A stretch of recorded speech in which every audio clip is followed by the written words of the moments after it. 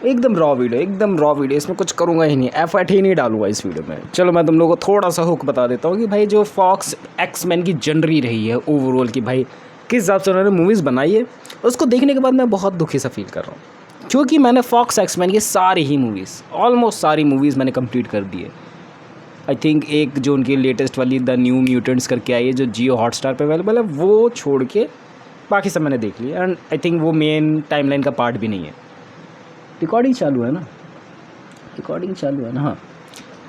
तो उसको देखने के बाद मुझे क्या फ़ील हो रहा है, देखो फर्स्ट ऑफ ऑल मैं रियली जेन्युइनली अंदर से अपने जो भी भावनात्मक चीज़ आ रही हैं वो बताऊँ तो मुझे बहुत दुख सा फील हो रहा है कि भाई ये जो जर्नी रही है, जितने भी दिन लाइक 20-25 दिन ऑलमोस्ट लगा के मैंने इस चीज़ को कंप्लीट करा है, दुख लग रहा है कि अब ये चीज़ ख़त्म हो चुकी है। अब मेरे को एक्समैन वोल्वरिन, मेरे को MCU वाला देखने को मिलेगा डेडपुल वर्सेस वोल्वरिन वाली मूवी में, एंड उसके बाद मेरे को सीक्रेट वॉर्स या फिर अभी जो डूम्सडे आएगी उसमें देखने को मिलेंगे। एंड MCU का पार्ट रहेगा, वो फॉक्स एक्समैन का नहीं रहेगा। एंड धीरे धीरे करके हम लोग को मेन जो अपने वोल्वरिन है, मेन जो अपना एक्समैन है, मेन जो अपना चार्ल्स एक्सेवियर है, वो देखने को नहीं मिलेंगे, क्योंकि न्यू म्यूटेंट वो स्टैब्लिश कर रहे हैं, न्यू एक्समैन स्टैब्लिश कर रहे हैं, जो सुनने में बुरा लग रहा है। एंड एट द एंड मैं कहूँ सही भी लग रहा है। पता है क्यों? एक्समैन की मूवीज ऐसी नहीं कि भाई फुल्ली फर्निश्ड एकदम बढ़िया थी, मैं कहूँ उसमें भी कमियाँ थी और बहुत हिसाब से कमियाँ थी। एक्समैन 1, 2, 3 के बाद देखा चलिए परफेक्टली अच्छी मूवी लगती है, लेकिन एक्समैन 3 के अंदर तुम लोगों ने क्या कर दिया, चार्ल्स एक्सेवियर मर जाता है, एट देन उसको तुम लोग दोबारा ज़िंदा कर देते हो। और जीन ग्रे की जो बात रहती है, जो मेन म्यूटेंट है अपनी लेवल 5 की म्यूटेंट है, भाई मैं चाहता हूँ वो तीसरी मूवी के अंदर कैसे ख़त्म हो गई, मैं ये सोच के हैरान था। मुझे लग रहा था कि भाई इसका कुछ अलग सा सीक्वल्स होगा, पास दिखाए जाएंगे, कुछ तो होगा कि जो MCU वाली चीज़ें करते हैं अच्छे तरीके से वो करेंगे। बट इसकी स्टोरी एक्समैन 3 के बाद ये बहुत ही ज़्यादा बिखरी बिखरी सी है कि कभी आप लोगों को देखने को मिल रहा है कि भाई नए जो ज़माने के लोग हैं, जो नए ज़माने के लोग कह रहा हूँ, मतलब जो अभी चार्ल्स एक्सेवियर टकला सा बुढ़ा सा वो देखने को मिलता है। एंड कई बार हम लोग को देखने को मिलता है वो चलने वाला चार्ल्स एक्सेवियर, उसके बाद वो कैसे गंजा हो गया, कैसे वो चल फिर नहीं पा रहा, उसकी स्टोरी वो देखने को मिलती है। काफ़ी अच्छी तरीके से उसको दिखा सकते थे, क्योंकि ये एवेंजर्स से भी ज़्यादा अच्छी स्टोरीज इसकी लिखी गई हैं ओवरऑल कॉमिक बुक्स में। एंड इस एक्समैन की जो सेल्स है ना, वो एवेंजर्स के मुकाबले में बहुत ज़्यादा है। हालांकि आज वो डोमिनेट कर रहे हैं क्योंकि मार्वल्स ने उन पे बेटर स्टोरी बनाई है, प्लॉट बहुत ज़्यादा बेटर रखे हैं कि हम लोग पर्टिकुलर कैरेक्टर से बहुत ज़्यादा प्यार करने लगे कंपेरिजन वाइज एक्समैन की मूवीज़ से। एक्समैन नाम क्यों है, एक्स वुमेन नाम क्यों नहीं है? कहाँ गई वो जेंडर इक्वलिटी? देखो इस चैनल में मैं बकवास करने आता हूँ, इस बकवास को बिल्कुल भी मुझसे ना करो।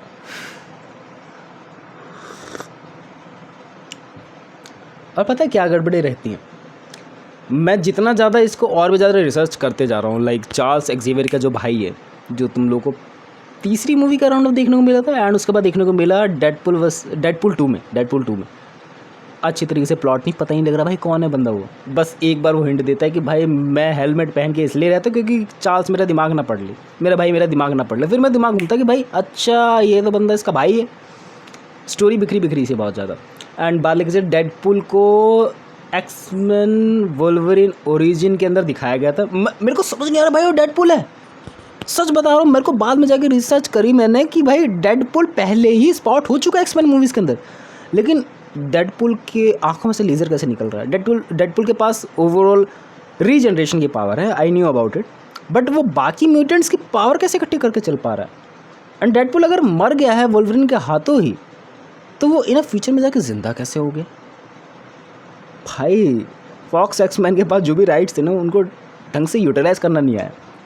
एंड मैं as a company point of view से बताऊँ कि भाई उनको राइट्स खरीदने थे, उनको ओवरऑल प्रोडक्शन वैल्यू अपने बढ़ानी थी। एंड ऐसा नहीं है कि भाई एक्समैन के सहारे उनकी कंपनी चल रही है, उनकी ओवरऑल लिस्ट में बहुत सारी मूवीज़ होंगी। फॉक्स एक्समैन तो बस एक छोटा सा प्यादा है, फैंटास्टिक 4 के बाद लेके चले, और घोस्ट राइडर और डेयर डेविल्स आई थिंक इनके अंदर बनी हुई है, घोस्ट राइडर आई थिंक नहीं है। सो इन सभी मूवीज़ को उनको साथ में लेकर चलना है। एंड ऑल्सो जो लोकली मूवीज़ प्रोड्यूस करते हैं उसमें जितने पावर्स वाली नहीं होती, नॉर्मल मूवीज़ होती है, वो भी इनको प्रोड्यूस करनी है। सो आई थिंक उसके वेटेज की वजह से इन लोगों ने ज़्यादा ध्यान नहीं दिया। एंड अगर ध्यान देते तो ये इनका मेन प्लॉट बन जाता है। लाइक मार्वल सुनते तुम्हारे दिमाग में क्या आता है? मार्वल की मूवीज़ बस। सो फॉक्स सुनते तुम्हारे दिमाग में क्या आता है? सॉरी, कुछ नहीं। सो यही सिनेरियो रहे हैं भाई इसके ओवरऑल। अब दुख तो बहुत बुरी बुरी चीज़ों का लग रहा है कि भाई जिस हिसाब से चीज़ें करी गई किस हिसाब से नहीं करी गई, बट इसको और भी ज़्यादा बेटर तरीके से करा जा सकता था।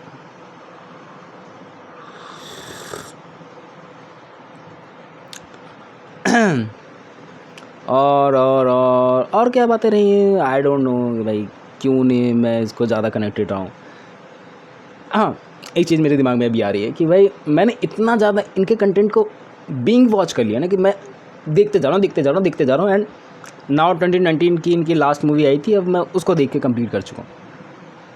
मैं उन बंदों से कनेक्ट हो चुका हूँ, चाहे वो चार्ल्स एक्जेवियर का न्यू वाला वर्जन हो, पुराना वाला वर्जन हो, भाई दोनों से मैं कनेक्टेड हो चुका हूँ। मैग्नेटो की बात लेके चलो, उन दोनों की दोस्ती की बात लेके चलो, बहुत ज़्यादा कनेक्टेड फील आउट कर रहा हूँ। लेकिन वहीं मेरे दिमाग में कन्फ्यूज़न भी है कि हाँ भाई ह्यूमंस को तुमसे प्रॉब्लम है, म्यूटेंट से प्रॉब्लम है, मैं मान रहा हूँ इस बात को, एंड रहनी चाहिए।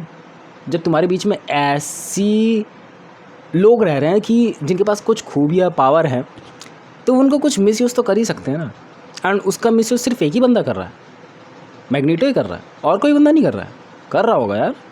एंड इनके जो मेन विलन रहे हैं मेरे हिसाब से मैग्नेटो ही रहा है, एंड बीच में सेलेस्टियंस आए थे, मैं नाम भूल पा रहा हूँ, जो म्यूटेंट्स को ख़त्म करने वाले रोबोट से, उसका जिक्र हुआ था लेकिन उसको अच्छे तरीके से बैठाया नहीं गया। वो अच्छी मूवी है, the future is the past की बात लेके चल, अच्छी मूवी है, बट उसको और अच्छे तरीके से दिखा सकते थे यार। मैं सच बता रहा हूँ, उसमें पोटेंशियल था भाई, वो सब म्यूटेंट्स को ख़त्म कर सकती, एक ऐसी मशीन है वो।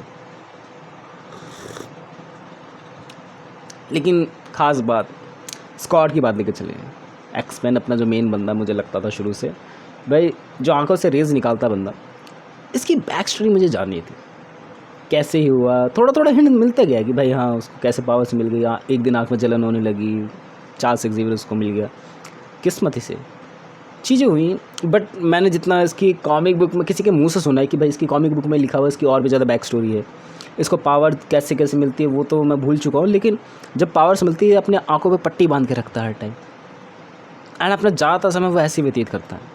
और भी ज़्यादा अच्छी स्टोरी है उसकी कॉमिक बुक में जितनी मैं कह रहा हूँ, बट मैं पढ़ना नहीं चाहता, आलसी हूँ यार। मूवी देखना चाहता हूँ मैं इसमें बारे में, एंड मार्वल अच्छा काम करेगा इसके बारे में डेफिनेटली, मुझे जितना लग रहा है। और सुनने में तो ये भी आ रहा है कि भाई हेनरी कैविल शायद से मैग्नेटो का रोल निभा सकते हैं। अरे सुन के बड़ा ज़्यादा अच्छा लग रहा है। वुल्वरीन का रोल ना निभाए, क्योंकि वुल्वरीन के रोल के लिए ओवरऑल एक नया बंदा ही चाहिए कि भाई अब जो अपना ओरिजिनल वाला वुल्वरीन है वो बुढ़ा होते जा रहा है भाई, सच बता रहा हूँ। तो ऐसे बंदे को लेना ज़रूरी है जो लॉन्ग टर्म तक टिक सके। लाइक 25-30 की उम्र वाला ही बंदा चलेगा, एंड हेनरी कैविल की तुम लोगों को पता है एज हो चुकी है, सो वो रीजनरेशन वाली पावर अच्छी नहीं लगेगी, सूटेबल नहीं लगेगी ओवरऑल। ये थी मेरे पास ओवरऑल चीज़ें बताने के लिए कि फॉक्स एक्समैन से कितना ज़्यादा कनेक्टेड हो गया था, एंड अब थोड़ा सा दुख लग रहा है अंदर से। जल्दी ब्लैक विडो वगैरह कंप्लीट करके, ब्लैक विडो शैंग ची कंप्लीट करके मैं दोबारा से डेडपुल वर्सेस वुल्वरीन देखना चाहूँगा, जिसमें टीवी का भी जिक्र है, बहुत सारे स्पॉइलर ऑनलाइन मिल ही जाते हैं। एंड उसके बाद इटर्नल्स वगैरह भी देखने का मन नहीं है, लेकिन देखनी पड़ेगी। मैंने वो रोड टू डूम्सडे करके जो शॉर्ट बनाई थी ना, उस पर इम्पॉर्टेंट है वो बहुत ज़्यादा। मगज दर्द हो रहा है एक तो ये इतनी सारी मूवीज़ देख देख के। कल से ब्लैक विडो कंप्लीट करेंगे। That's for the video. जो भी चैनल पे बकवास करता हूँ उसको सुनने के लिए मत आ जाया करो, ठीक है ना। मतलब आ जाया करो यार, मजाक कर रहा हूँ भाई, कुछ भी बोल देता हूँ। चले यार, बाय करा जाए तुम लोगों को। 3, 2, 1 बाय।